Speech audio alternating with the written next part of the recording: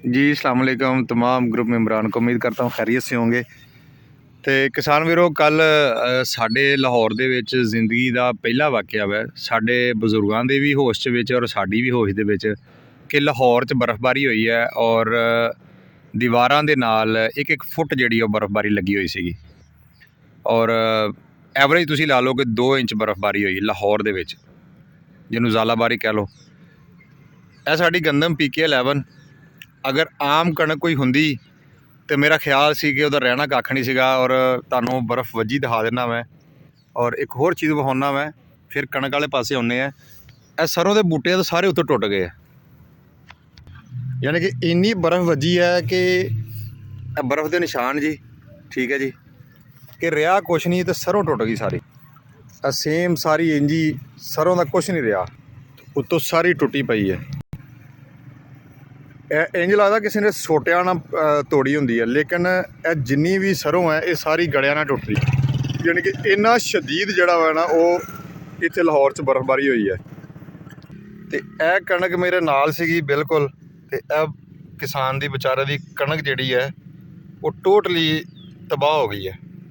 अल्लाह करे इस कंडीशन जे फुट जाए इत्थे, ठीक है, अल्लाह पाक खैर करे। तो हुण असीं अपनी गंदम की गल करते हैं PK11 की। तो सिट्टे तो कणक है, तो अल्लाह का शुक्र है कि सिट्टा सेफ रहा वै, बच गया वै और पत्ते सारे झड़ गए है। और जिहड़ी सेफ रहने वाली गल है ना, सिर्फ इहदा तना भारा सीगा। इस टाइम तना वेखो छन्नी छन्नी होया पिया वै और 2-2 इंच बर्फबारी के बावजूद जिहड़ा वै ये खलोता वै, ठीक है जी। कहने का मतलब ये सी कि असीं कहने रहे कि जी PK11 जिहड़ा वै जी वो तेज़ आंधी तूफान दे विच नहीं डिगदा, लेकिन अल्लाह पाक ने करम किया। अल्लाह पाक सारिਆਂ ਦੇ करम कर दिंदा तो बहुत सोहनी गल सीगी। साडे लाहौर दे विच बार्डर वाली साइड ते असीं है 0 लाइन बरकी हडियारा रोड है, इंडिया का बॉर्डर बिल्कुल साडे नाल हैगा वै। इत्थों तकरीबन जिहड़ा वै इस टाइम बार्डर तो असीं सिर्फ 6 किलोमीटर लाहौर वाली साइड ते हैं। तो गंदम उधरली साइड ते बिल्कुल नहीं रही, बरसीन लोगों के मर गए, गंदम वड्ढी गई, जिन्होंने कहते नहीं वढ़ के रख दी है। तो अल्लाह पाक जी सब का भला करे, इहो जी तूफानों तो बचावे। तो गंदम गड़े पैन तो पहले महसूस ही नहीं हुंदा कि सिट्टा कढ़ रही है, लेकिन हुण जिहड़ा वा वो सारी गंदम ने सिट्टा कढ़िया होया वा।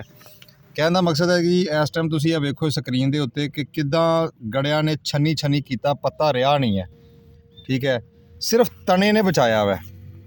यह फसल सिर्फ तने के सिर ते खड़ी है, तना बच गया और सिट्टा भी बच गया, अल्लाह का शुक्र है।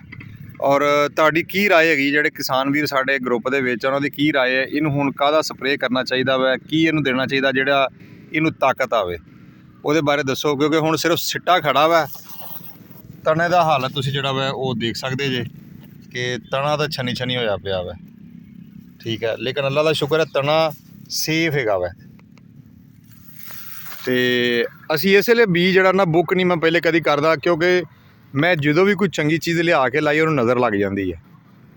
तो अल्लाह पाक ने फिर भी करम किया, काफ़ी सारे किसानों ने कहा जी PK11 का गंदम का बीज चाहिए वै, तो मैं क्या जनाब हाज़र है, लेकिन उदों तक नहीं मैं देवांगा जो तक एवरेज नहीं अच्छी आएगी।